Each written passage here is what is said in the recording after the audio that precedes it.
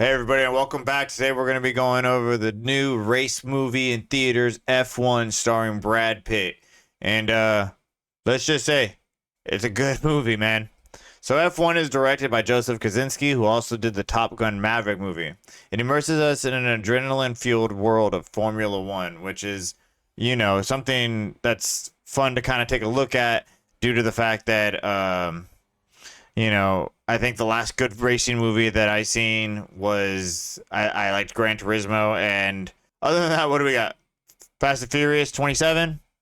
So it's nice to be thrown into something that's such a huge following in the world. So in this movie, Brad Pitt stars as Sonny Hayes, a retired former champion who's pulled back into the sport to help revive a struggling team known by APXGP. So at the heart of the film, Sonny's mentorship of Joshua Pierce, a young and talented rookie driver played by Damson Idris. Together they take on the intense competition, internal team struggles, and personal sacrifices it takes to succeed at the highest level of the motorsport. What makes this film stand out is its authenticity altogether. Shot during actual Grand Prix weekend with real drivers, teams, and cars, it looks and sounds like the real thing, at least most of the time. Some of the things that work for the movie are the incredible racing sequences that they put together. The on-track footage is phenomenal and beautifully shot, and it was shot during real race weekends with real cars, crews, and the action feels raw and immediate, keeping you at the edge of your seat. You can practically feel G-force and smell the burning rubber as you're turning and dipping into corners and gassing it down the straight lines. Brad Pitt's performance is compelling and his charisma stands out as Sonny Hayes, a stubborn, charismatic veteran who refuses to go quietly. His chemistry with Damson Idris as Joshua Pierce is another highlight of the film, and the mentor-student dynamic brings some real heart to this story. Joseph Kosinski's directing is extremely immersive and does not lack in putting on a spectacle for the big screen. The camera angles, sound design, and editing put you right into the action and right into the car itself. You feel like you're in the driver's seat, racing amongst all the other drivers. It's visceral and thrilling to watch and be a part of. Now it's time to get into some of the things that don't work in the movie, but also aren't big enough to pull back and kind of detract from the amazing ride that this story is. One of those things is just the familiarity in the story and the plot itself. It is a well-worn path with the washed-up driver who's coming back to train a talented, up-and-comer or rookie and makes a big comeback to save the day in lack of a better word. And although entertaining and great to watch, it doesn't break new grounds or, deviate from this formula very much. Another thing that does detract from it that, might be noticed by a lot of people who are F1 racers, which was actually, something I noticed and was cemented and brought to my attention by my brother, who is a very big proprietor of F1 racing, is the unrealistic crashes and penalties. While the racing scenes are gorgeous and they are shot extremely well, some of the antics that are done by Brad Pitt's character, like repeated crashing and intentionally jamming his car during the Plan C take on the movie, wouldn't fly in real Formula One. In real life, intentionally causing penalties or dangerous incidents would get a driver black flagged, fined, or even banned from the race entirely. They also tend to oversimplify some of the team dynamics.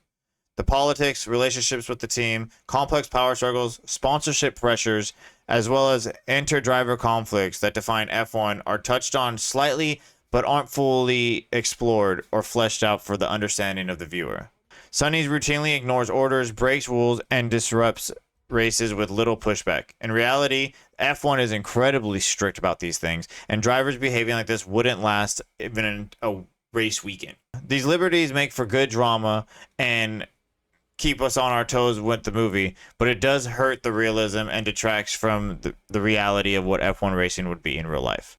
And I do understand that this is a movie, so these things are to be expected.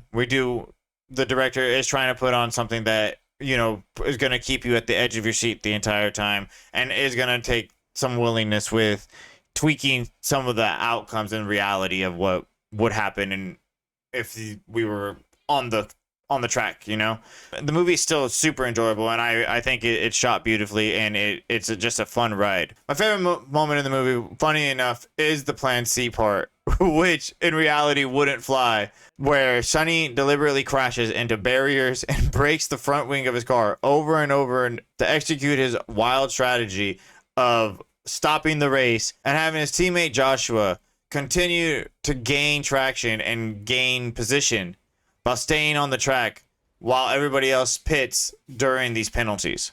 It makes for a fun and chaotic thing to watch, and totally in line with his stubborn personality as a character. Though again, in real life, he would have been black flagged instantly and removed from the race. It still perfectly captures the film's grit, humor, and heart, kind of showing the lengths that he was willing to go through to help his team succeed and kind of push his teammate into a place where, you know, they can start feeling some success.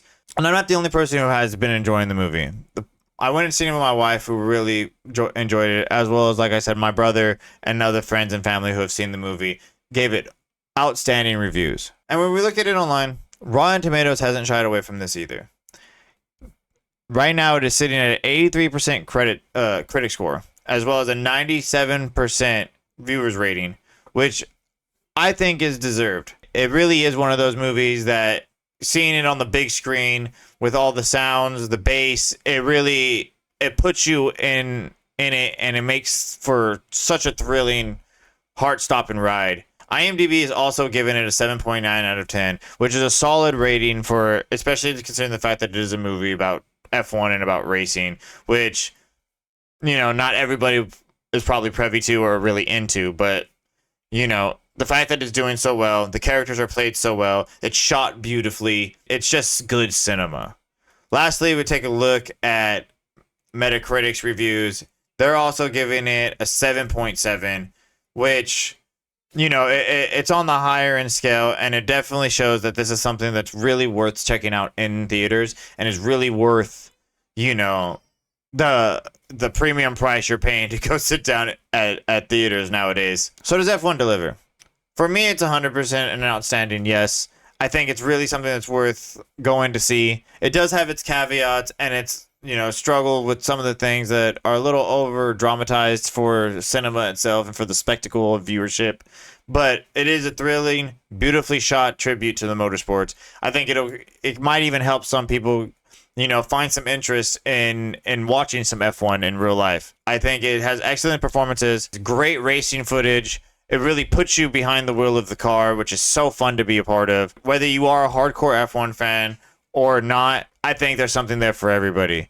Now, if you are a hardcore fan, the unrealistic parts and rule bending will kind of come into play for you, but I don't think it's enough to take you out of the movie altogether. And I still think it's worth you checking it out and going and seeing it in theaters while you can, and, you know, experience it on the big screen. I'd give this movie probably an 8.5 out of 10. And I think it's really, just like I said, when it comes to those shots on the racetrack and, you know, being able to hear the car, the shifting, the hit, watching it hit the turns, it's fun. It's a lot of fun to be a part of. But hey, that's just my take on it. I'm just a guy who goes and watches movies and then talks to myself in my office. But what do you guys think? Do you guys think that this is something you want to go check out?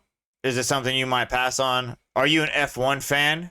Or do you not watch racing at all? Let me know in the comments below. Don't forget to like, subscribe, share this video out there, ring the bell for notifications, and I'll talk to you guys next time.